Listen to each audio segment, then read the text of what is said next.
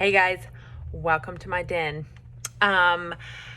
This week we're going to be starting trigonometry, and so we're going to start real basic, and as you'll see as we go along this week, we will actually be talking about circles and graphing circles. I know, just what you wanted, to go back to geometry. But you got to have a base of geometry so that you can move on to trigonometry. So I just wanted to review with you today the Pythagorean Theorem. You'll need it in your lesson, I don't know, Monday or Tuesday.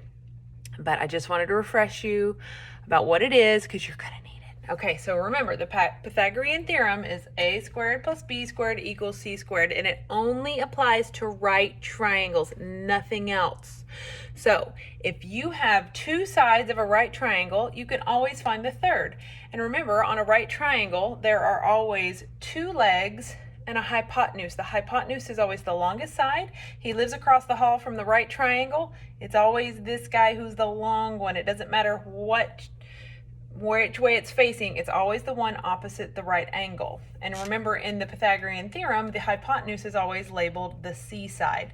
A and B and A, it doesn't matter. We'll just say this one's A and this one B. A and B are interchangeable. C is never interchangeable. C is always the hypotenuse. So you would say 4 squared plus 3 squared equals c squared. Well, we all know 4 squared is 16 and 3 squared is 9 equals c squared. We add those two together. 16 plus 9 is 25 equals c squared. And the only way to get rid of this squared to find out what c is take the square root of both sides, and you wind up with c equals 5. So I know that this side is 5. That's the easy way to find what a third side is when you have two sides of a right triangle. And remember, if you have the missing side is A or B, you can always say the hypotenuse, 5 squared minus 4 squared equals a squared, and we could solve and say 25 minus 16 equals a squared.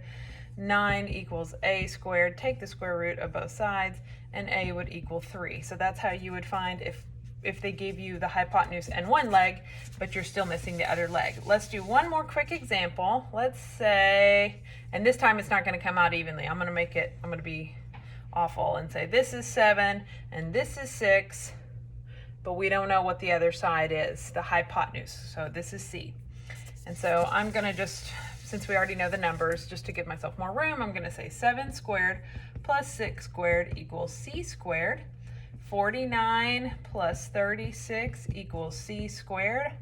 That's 5. 85 equals c squared. Well, I can look at 85 and tell you right off the bat, he's not a perfect square. I don't know what his square root is. So I am just going to, for fun's sake, say c equals square root of 85, and that's perfectly acceptable. Now, on some of these problems, you might actually have to punch in the calculator square root and then put 85 in there, or whatever the answer is, and find some sort of decimal. And you'll know if it's asking for a decimal because it will tell you to round, to 2 spaces after the decimal. That's what it'll tell you to do in Khan Academy. So hopefully that helps, and watch the next video because you're going to want to know how to do finding the radius of a circle. Okay.